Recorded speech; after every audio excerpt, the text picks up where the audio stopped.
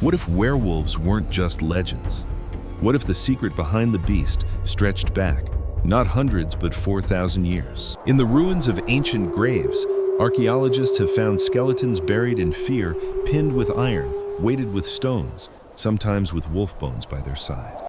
These weren't honored dead, they were prisoners of the earth. But why? Across cultures from Europe to Asia, whispers tell the same story: a man who becomes a wolf, a hunter who becomes the hunted, a neighbor who becomes something else. Coincidence or memory? If the 4,000-year-old secret behind werewolves was real, then maybe the monsters we fear were never outside the village. Maybe they were already within. The grave was not meant to be found. For 4,000 years it lay beneath layers of soil roots, twisting like veins across the coffin's edge. When the archaeologists brushed the earth aside, what they uncovered was not a peaceful burial, but a struggle frozen in time. The skeleton was sprawled awkwardly, yet shattered by a long iron spike that still cut through bone. Heavy stones were pressed down on the chest as if weight alone could hold the body still. And by the feet, nestled like a warning, the skull of a wolf. This was not a funeral, this was containment. The team exchanged glances, whispers caught between dust masks. They had seen deviant burials before thieves, criminals, even supposed witches. But this was different. The violence here wasn't about punishment. It was about fear. Whoever these villagers buried, they wanted to make certain he would never rise again. Imagine the scene: a night without stars, torches flickering against mud walls, villagers circling the grave clutching charms of bone and iron. Some holding back tears, others too afraid to look. A body lowered into the earth, not with prayers but with curses. Stones dropped heavy on the chest, each thud like a seal. The wolf's skull placed last, as though the beast itself was needed to guard against the man within. No one spoke of it after. No songs were sung. No memory was meant to last. Only silence and soil and the hope that the monster beneath would never wake. But silence does not last forever. And when the grave was opened thousands of years later, the fear still clung to the bones. The grave was never meant to be disturbed. It had slept under 4 millennia of silence, hidden by shifting soil and creeping roots. And yet when the archaeologists' brushes swept back the dirt, the silence broke. What stared back from the earth was not rest. It was terror fossilized. The skeleton lay twisted ribs splintered around an iron spike that still cut cruelly through bone. Large stones pressed heavy on the chest, pinning it to the earth, as though weight itself could hold back what flesh once carried. And beside the feet, the skull of a wolf grinned upward, its jaw cracked open in a final snarl. The field notes called it an anomalous burial. But standing above the open pit, the archaeologists felt what the villagers had felt long before them: fear. This was not punishment. It was prevention. The people who buried him were not concerned with what he had done in life. They were afraid of what he might do in death. Close your eyes and step backward into their world. A village of timber huts huddled against the edge of a vast forest. Smoke curling through thatch roofs, the air thick with the smell of pine and ash. Every sound beyond the tree line feels dangerous: the crack of branches, the low growl of beasts. Night falls heavy, the moon rising pale and swollen, throwing silver shadows across the ground. And then the whispers spread. A man changed. Perhaps it began with his hunger, his rages, the way his eyes gleamed too bright in the firelight. Perhaps it was his body marked by illness or twisted by fever. Perhaps one night someone swore they saw him crawling back into the village at dawn, clothes torn, lips stained red. Fear is contagious. One villager tells another. A wife turns from her husband. Children stare at the man who no longer seems like kin. A council is called. Something must be done. So they drag him to the edge of the graveyard. There are no prayers, no blessings. Instead, they drive the spike down hard through ribs and earth, binding him to the soil.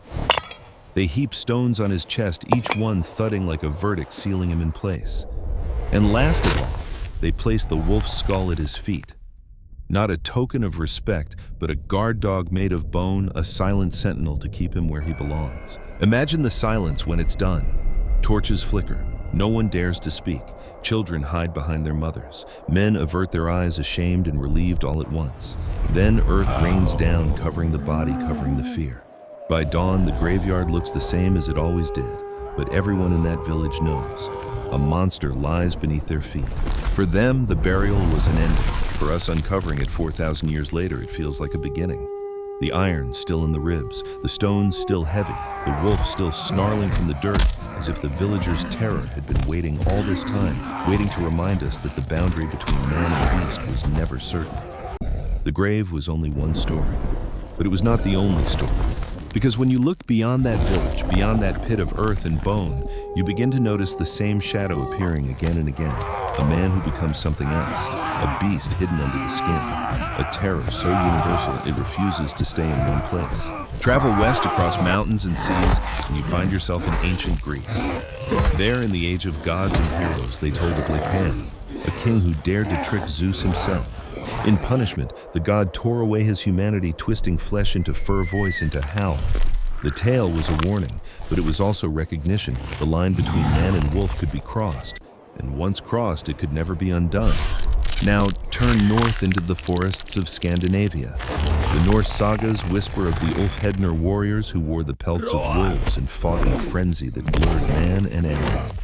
To their enemies, they were demons. To their allies, sacred weapons of Odin. These men chose to step into the skin of the beast, to become half human, half wolf in battle. Was it ritual madness? Or simply the same fear the villagers knew that inside every man lurked something savage waiting for release? Across the world, in the deserts of the American Southwest, the Navajo feared the skinwalkers, witches who shed their human forms to wear the body of animals. The horror was not just in the change itself, but in the betrayal. A friend, a neighbor, a healer, suddenly revealed as something alien, predatory, impossible to trust. And even farther east in India's forests, old stories told of men who transformed into tigers beneath the moon. In China, there were fox spirits, tricksters who could walk among humans only to bare teeth when night fell. Different creatures, different names, but always the same unease. So ask yourself, how could cultures divided by oceans, who never touched, who never traded all, carry the same fear? Why did they all look into the dark, into the howl of the wild, and imagine the same shape, a man who is no longer a man? Coincidence feels too easy. Memory feels too heavy. Perhaps what they feared was not myth at all. Perhaps, just like the villagers who buried their dead in terror, they too were echoing something older, something real. But what if the legends were never just stories? What if the villagers, the Greeks, the Norse, the Navajo, all of them had seen something real? Not magic, it's not horrifying. curses, but something the language of science can finally describe. Take disease, rabies, a bite of fever, and suddenly the victim recoils from water, lashes out with violence, foams at the mouth. To modern medicine, it's infection. To an ancient village, it was possession. A man bitten by a beast becomes a beast himself. How far is that from the werewolf tale? Or look at porphyria, a rare genetic disorder. Skin blistering in sunlight, gums receding to expose teeth like fangs, strange coloration of eyes and skin. In the firelight of a Bronze Age camp, such a man would not look sick. He would look transformed. He would look cursed. And then there is the mind. Doctors today describe clinical lycanthropy, a psychiatric condition where the sufferer is convinced they are turning into an animal. They growl, they crawl, they insist their bodies are sprouting fur and fangs. Imagine watching a neighbor under the full moon, trembling, convulsing, screaming that he is no longer human. To us, it is delusion. To them, it was metamorphosis. Archaeology, too, whispers the same story. Graves unearthed with bones pinned by iron spikes, skulls severed from bodies, jaws packed with stones. These are not symbolic. They are practical. They are attempts to hold the dead down to stop them from rising. Fear turned into ritual. Ritual turned into archaeology. And yet, the science does not erase the fear. It explains it, but it also confirms it. Because behind every myth, there was always something real enough to terrify. A disease that spread like wildfire. A madness that turned kin into predators. A corpse that would not decay the way it should. So maybe the question is not whether werewolves were real. Maybe the question is, how real did they need to be for entire villages to hammer spikes through ribs, for poets to write of, kings cursed into beasts for cultures, oceans apart to whisper the same terror? Maybe the science doesn't kill the monster. Maybe it only proves why we kept seeing it. Science may explain the symptoms.